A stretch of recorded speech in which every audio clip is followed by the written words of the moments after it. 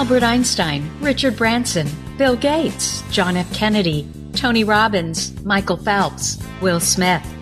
That sounds like a list of highly successful titans in a variety of industries. What else do they have in common? Well, they all have ADHD, but you don't hear much about that, do you? You know what you hear even less about? The successful women navigating ADHD. And that's exactly why I started this podcast, ADHD for Smartass Women. I'm your host, Tracy. I'm an attorney, not a doctor, a lifelong student, not a coach. I'm also the creator of Cortography, a patent-pending system that helps people like you figure out what they should do with their life. And we're here today to talk ADHD, your superpowers, your symptoms, your workarounds, and how you proudly stand out instead of trying to fit in. I credit my ADHD for some of my greatest superpowers. And you know what? I spy a happier life for you too. So without further ado, a shiny new episode is starting now.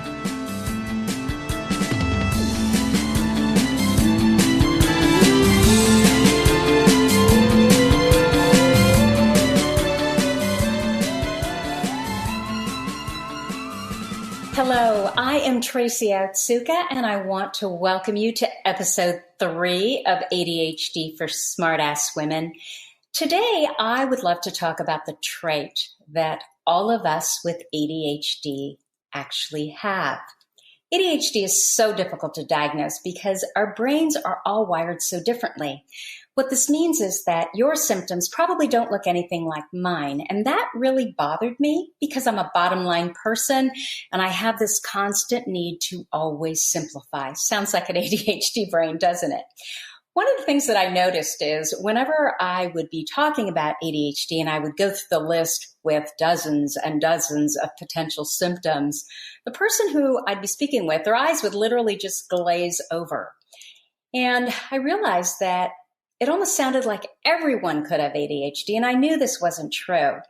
I had the sense that there must be one or two symptoms that we all share in common, whether we have the hyperactive impulsive, the inattentive, or the combined presentation of ADD. You know, something that binds us all together. A place where we could all start regardless, because what I do know beyond anything else is that you can't change anything that's worth changing until you're able to understand yourself. And understanding myself and others better, that literally was my lifelong mission. So when I was speaking to people who thought, well, maybe I might have ADD or ADHD, I wanted to be able to do it in a way that would make sense to them and not throw a bunch of facts and symptoms at them that, again, would just make their eyes glaze over. Again, I believe that what you focus on, it gets bigger. So I choose to focus on the positive. I know that I'm smart and I'm passionate when I'm really interested in something. And I definitely have that drivenness ADHD trait. I don't see my ADHD as a disorder. Yes, there are some pesky symptoms. I will admit that. I can't memorize anything. I regularly interrupt people because I can't pay attention to what they're saying if I'm at the same time trying to hold a question in my head. And I have an absolutely horrible sense of time. Regardless, I still don't see my ADHD as a disorder. And, to the converse, I actually see many of the traits that I have as responsible for some of my greatest superpowers. So anyway, I did some research and I came across an article written by William Dodson. Now, he's a board-certified psychiatrist who has been treating hundreds of ADHD adults for the past, 35 plus years. He too was curious about finding that one feature that everyone with ADHD has and that the non-ADD ADHD population doesn't have. And what he discovered that we all have in common is this, a unique ADHD nervous system. That's the one thing. And the hallmarks of the ADHD nervous system are inconsistent attention and an inability to self-regulate. We struggle to calm ourselves down when we're upset and to cheer ourselves up when we're down. It's not that we have more emotion than a neurotypical brain. It's that we feel things more intensely than your non-ADHD person. So the thing that we have in common is our ADHD nervous system, or our unique ADHD nervous system, which is also responsible for our intensity. As I've mentioned before, ADHD, it's on a continuum. It's more like height or intelligence or introversion or extroversion. So you have this curve where people fall all along it. And that means you may struggle with ADHD a lot or so slightly that you're not impaired at all. And frankly, you don't even know you have it. People might just call you, intense and highly motivated and really focused because you're doing what you really love to be doing. And so your symptoms, you don't even notice them. I love William Dodson's comment that ADHD is not a damaged or defective nervous system. It's a nervous system that works well within its own set of rules. He goes on to argue that although we often associate ADHD with learning disorders, in fact, most people with ADHD have significantly higher than average IQs.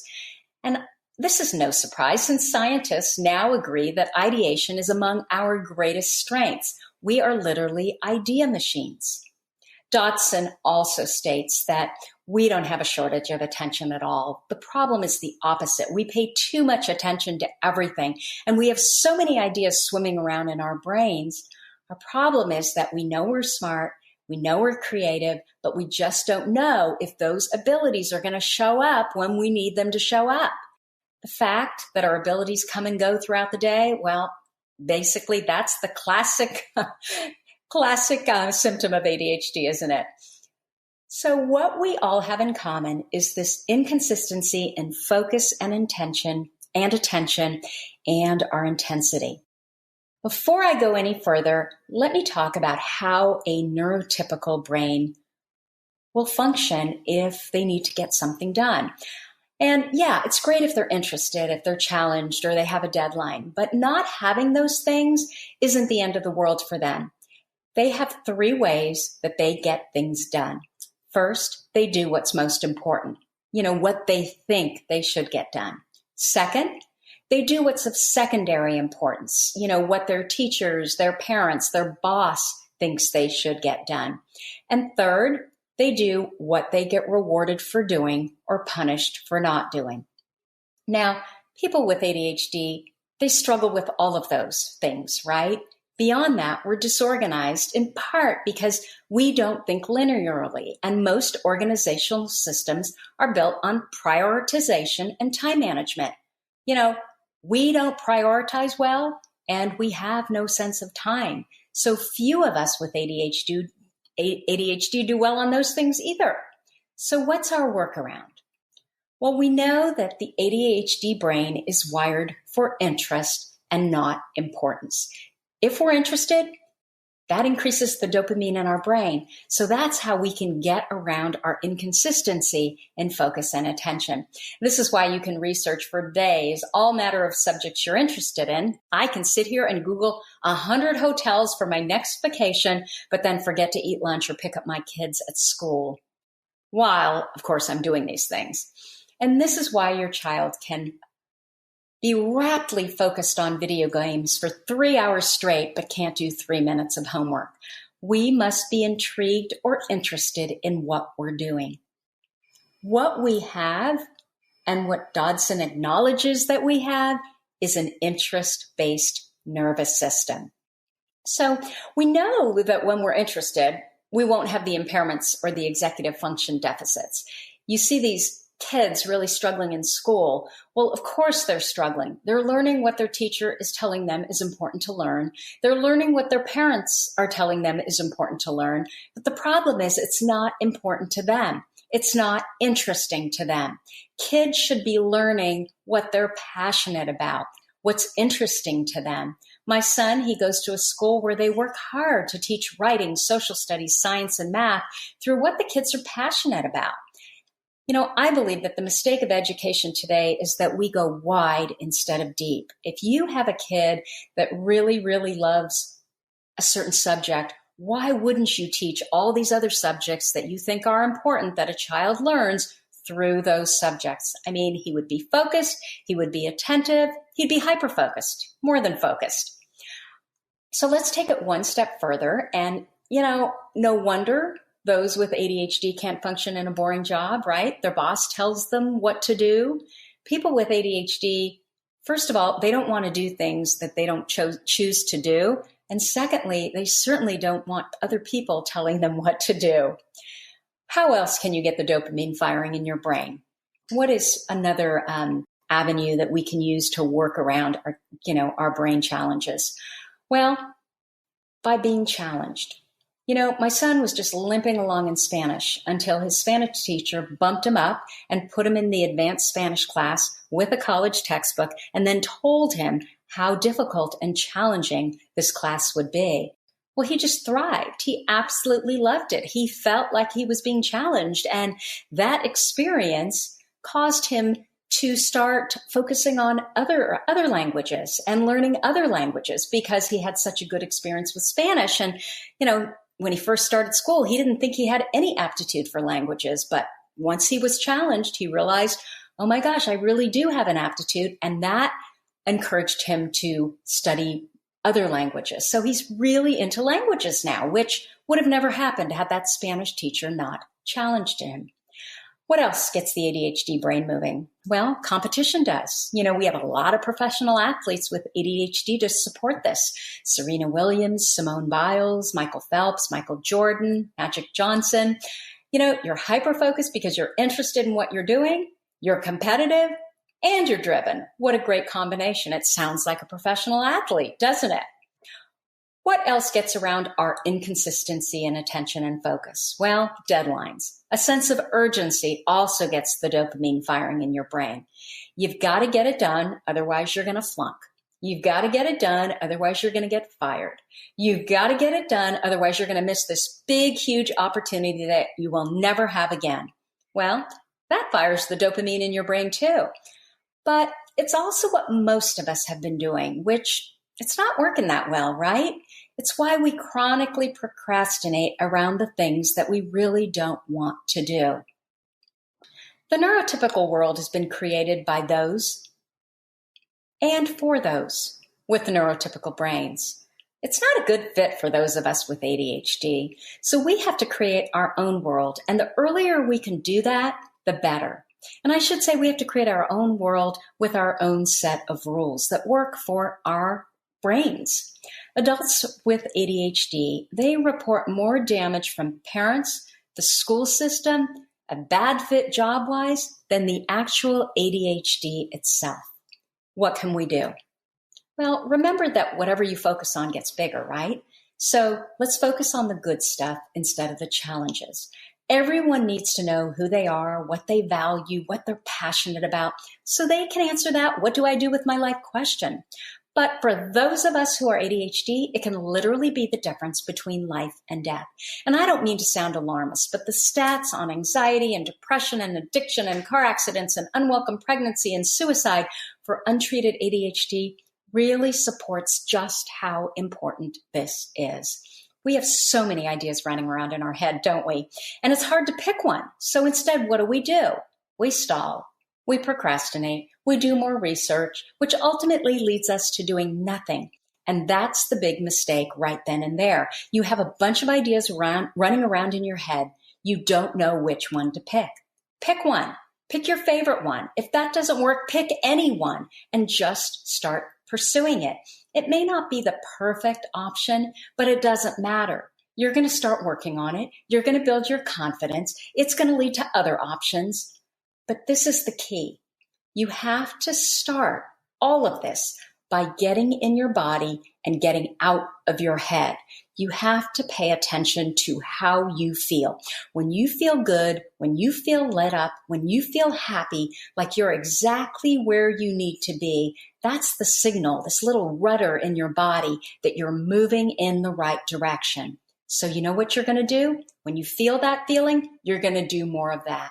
And then you're going to try new things and you're going to test them in your body by constantly asking yourself, how do I feel? In this way, you can consistently reach for a better feeling. Your path, it's not going to be a straight line. It'll bob and weave. It'll move forward. Sometimes you'll have to take a few steps backwards, but it doesn't matter because all of this will serve to make your path forward even clearer and yourself more confident. You know, I know that when I'm forced to do administrative tasks, I feel terrible. I procrastinate, I don't do it, and then guess what? I feel worse about myself. But when I get to do anything that has to do with what I love, which always involves people, I literally lose track of time. I'm fulfilled. I feel like my work has meaning. I'm happy. So following my own advice, I am going to do more of that. And then the administrative tasks that I dislike so much, I hire someone to do them, or I ask a friend or my husband to help me. You're not going to be good at everything. You don't have to be good at everything. Farm those things out and focus on what you're passionate about, what you're naturally good at, what you love to do. In those areas, you're going to hyperfocus, which means that you're going to be better at doing them than most everyone. We now know that to engage our focus and attention, we have to do things that are intriguing, interesting, or challenging to us. You know, fear does that too, but that's really a horrible way to live. And if the only way you can ever get anything done is to procrastinate, to wait until the last minute, well, we already talked about this. It's really not working, right? It's just a source of anxiety and stress, and who wants to live like that? You're going to look for what makes you feel engaged, interested, competitive, challenged, and lit up. And then you're going to really pay attention when you feel this way. You're going to ask yourself, what are you doing? Where are you when you're doing it? Are you always in nature? Are you always with animals? Are you always with people? What do all those times have in common? Then ask yourself, who are you helping? The best purposes in life are those that give meaning to your past. If you're doing something you love and you're helping someone else not have to struggle through what you went through, those turn out to be just the best purposes in life. You know, we are taught to shore up our weaknesses. If you're like me and you're terrible at administrative duties, I say hire an assistant. If you're terrible at writing copy, hire a copywriter. If you're terrible at math or science or balancing your checkbook, hire a financial advisor or someone to pay your bills. Figure out a workaround if it's a necessity of life. Then you're going to have time to work within your area of hyperfocus, which I promise you, you're going to excel at.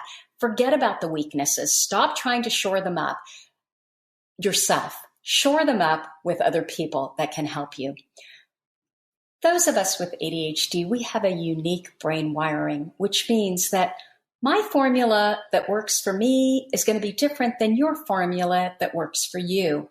And you're the only person who can figure out that formula. Your parents can't do that for you. Your boyfriend can't do it for you. Your spouse can't do that for you. Your boss can't figure that out for you.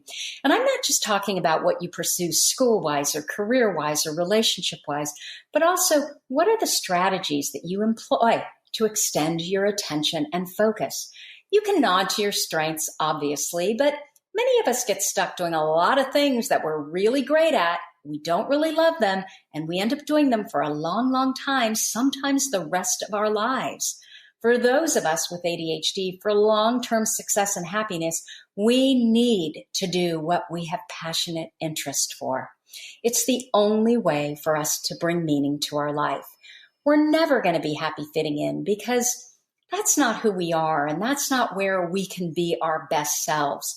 We'll never be able to compete against the rest of the population who thinks linearly, who's always organized, who's always on time, who's always reliable, because we just physically can't.